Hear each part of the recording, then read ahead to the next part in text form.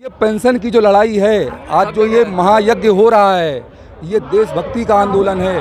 क्योंकि जब ये लोग इकट्ठा होंगे, हक मार रही हैं, जब ये यहाँ पर इकट्ठा होंगे तो इससे उन लोगों को भी पेंशन मिलेगी।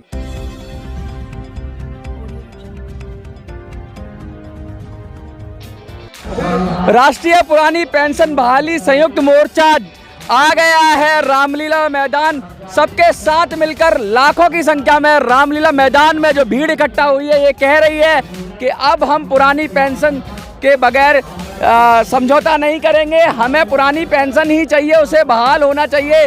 नई पेंशन अब कतई बर्दाश्त नहीं है। जिस तरह से नई पेंशन के ऊपर जगह जगह पूरे देश में आंदोलन हो रहे थे, हर जगह से आवाज़ें उठ रही थी कि नई पेंशन धोखा है और पुरानी पेंशन बचा लो मौका है, नारे लग रहे हैं मन से। मैं दिखा दूं कि देखिए लाखों की संख्या में ये जो जनता आई हुई है, ये जनता है जो रामलीला मैदान में ये कह रही है कि मोदी जी 2024 का चुनाव निकट है, अगर थोड़ा सा भी आपने कुछ किया तो दिक्कत होने वाली है, थोड़ा सुनना पड़ेगा। और लाखों लोग हैं जो पुरानी पेंशन की मांग को लेकर जुड़े हुए हैं। बीपी सिंह रावत राष्ट्रीय अध्यक्ष और डॉक्टर आलोक यादव प्रांतीय अध्यक्ष संयोजक हैं, जो आइए हम आलोक जी से बात करते हैं। आलोक जी, इतना बड़ा आंदोलन, आप तो लगातार आंदोलन करते रहे, एक के बाद एक, एक के बाद एक, एक के बाद एक, और आज जो हुआ है, जो बड़ी कॉल हुई है, क्या लग रहा है सरकार सुनेगी?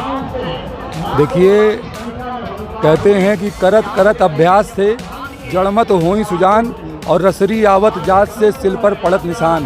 तो जैसा आप कह रहे हैं कि लगातार आंदोलन हो रहा है, लगातार कुछ ना कुछ सरकार का विरोध हो रहा है पुरानी पेंशन के मुद्दे को लेकर के, तो जब पत्थर पर निशान पड़ सकता है, रस्सी बार बार आती जाती है, तो बार बार हमारा इंकलाब का नारा सरकार पे भी प्रभाव डाल सकता है। कुछ राज्य सरकारों पे तो पड़ गया है, कुछ राज्य सरकारें तो समझ रही हैं, लेकिन क्या केंद्र सरकार समझेगी? क्योंकि केंद्र सरकार कहते हैं कि 2 बार से बंधे हुए हैं तो मगरूर हैं और कहते हैं घमंड में चूर हैं। देखिए, ये लोकतंत्र है और लोकतंत्र का मालिक आपके सामने खड़ा है और उसकी तादाद आप देख सकते हैं। और लोकतंत्र में बड़े बड़ों की मगरूरियत को तोड़ने की ताकत यही है। ये भीड़ जो है, ये भीड़ जो खड़ी है, इसने बड़े बड़े मगरूरों की ताकत को तोड़ा हुआ है। और अभी आपने देखा है कि पिछले 6 महीने के अंतर पर 3 राज्यों में पुरानी पेंशन के नाम पर सत्ता परिवर्तन हो गया। अगर सिर्फ एक मुद्दे पर हमारा इतना मजबूत मुद्दा दिखाई दे रहा है कि जिस पर 3 राज्यों में सत्ता परिवर्तन हो जा रहा है 6 महीने के अंतराल में, कितना बड़े बड़े आंदोलन किए हमने। अभी हमने 1 मई को संसद मार्च किया था, उसके बाद हमने लखनऊ में इको गार्ड में कार्यक्रम किया, और लगातार हम जिला स्तर पर कहीं ना कहीं कुछ ना कुछ कार्यक्रम कर ही रहे हैं। आज उसका परिणाम आप देख रहे हैं कि हमारे पूरे देश के सभी कर्मचारी संगठनों के नेता, चाहे वो केंद्रीय कर्मचारी हों, चाहे वो राजकीय कर्मचारी हों, आज उन्होंने एक मंच सजाया हुआ है जिस पर उन्होंने मन बड़ा करके, अभी तक सुनने में आता था कि कर्मचारी नेताओं की आपस में नहीं बन रही है, वो आपस में अपने अपने अहम में डूबे हुए हैं, लेकिन आज जिस तरह से ये मंच सजा हुआ है, निश्चित रूप से हमारे चाहे देश की सरकार हो या प्रदेश की सरकारें हों, वो इस बात को सोचने पर विवश होंगी। और आप देखेंगे कि 2024 के पहले इसका परिणाम मिलेगा हमारे कर्मचारी साथियों को। और जैसे 5 राज्यों में पुरानी पेंशन बहाल हुई, उसके बाद अन्य राज्यों में भी चर्चा चल रही है, कर्नाटक में भी चर्चा चल रही है, और उसी के तहत पूरे भारतवर्ष में, पूरे देश में पुरानी पेंशन बहाल होगी, हमें ये विश्वास है। उम्मीद है, लेकिन उम्मीद के साथ साथ जो सरकार का रवैया है, सरकार का रवैया कहीं लगता तो नहीं है, क्योंकि सरकार के रवैये में तो वो तो कह रहे हैं 400 के पार जाएंगे, अब की बार 400 के पार।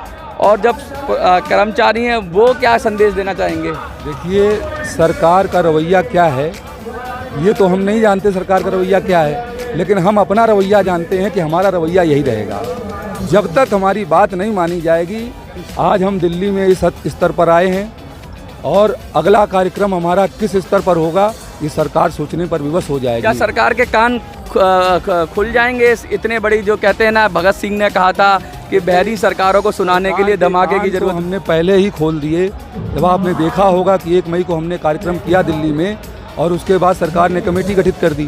अब वो सरकार स्वीकार कर रही है, जो सरकार कहती थी कि पुरानी पेंशन देने से देश को आर्थिक खतरा उत्पन्न हो जाएगा, देश को श्रीलंका जैसे हालात उत्पन्न हो जाएंगे, आज वो सरकार उस बात पर विचार कर रही है और कह रही है कि 40 से 45% तक अंतिम वेतन का हम आपको पेंशन के रूप में दे सकते हैं। लगातार ये कहते हैं कि अभी तक वो नहीं देने को तैयार थे, लेकिन आज वो इस पर चर्चा शुरू कर दिए हैं। इसलिए हमें विश्वास है कि हम आगे भी प्रयास जारी रखेंगे, हमारी पेंशन बहाल होगी, बहाल होगी, बहाल होगी। जो नई पेंशन है उसमें तो ऐसा सुनने में आता है कि 1000, 1200, 1500 तक भी लोगों को मिलने की वो लग रही है। और जिस तरह से मार्केट के हवाले है सारा, आपका जो बुढ़ापे में आप रिस्क पर आपका जो पैसा होगा वो मार्केट के हवाले होगा। दूसरा ये भी बात बहुत बड़ी बात है कि नई पेंशन के अंदर कंट्रीब्यूशन होता है, लेकिन पुरानी पेंशन में सैलरी स्ट्रक्चर्ड में ही पेंशन का प्रावधान है। तो इतनी बड़ी बड़ी खामियां हैं नई पेंशन के अंदर। देखिए, क्या कुछ सुधार से नई पेंशन में हो जाएगा या फिर पुरानी पेंशन? ये कहना चाहता हूँ कि जो एनपीएस है, एनपीएस का फुल फॉर्म लोग जो भी समझते हों, लेकिन मेरे हिसाब से एनपीएस का फुल फॉर्म है नो पेंशन स्कीम।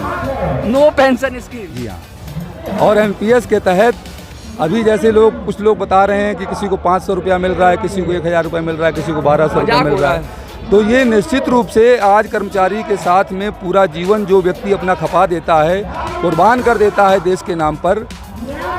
मैं एक छोटा सा उदाहरण देना चाहूँगा कि हमारे देश के जो अर्धसैनिक बल हैं उनको भी पेंशन नहीं सरकार दे रही है। तो ये पेंशन की जो लड़ाई है, आज जो ये महायज्ञ हो रहा है, ये देशभक्ति का आंदोलन है। क्योंकि जब ये लोग इकट्ठा होंगे, हक मार रही हैं, जब ये यहाँ पर इकट्ठा होंगे तो इससे उन लोगों को भी पेंशन मिलेगी जो अपने लिए आंदोलन नहीं कर सकते, लेकिन हमारे लिए, हमारी रक्षा के लिए अपनी जान कुर्बान कर रहे हैं। देखिए कितनी बड़ी बात कह रहे हैं कि इस आंदोलन से ये आगाज है, अंजाम अभी बाकी है। और इस आंदोलन से बहुत सारे लोगों को बल मिलेगा जो ये कहना चाह रहे हैं कि किस तरीके से देश के अंदर जो रक्षा करते हैं सीमाओं की, उनकी भी बात सुनी जाएगी।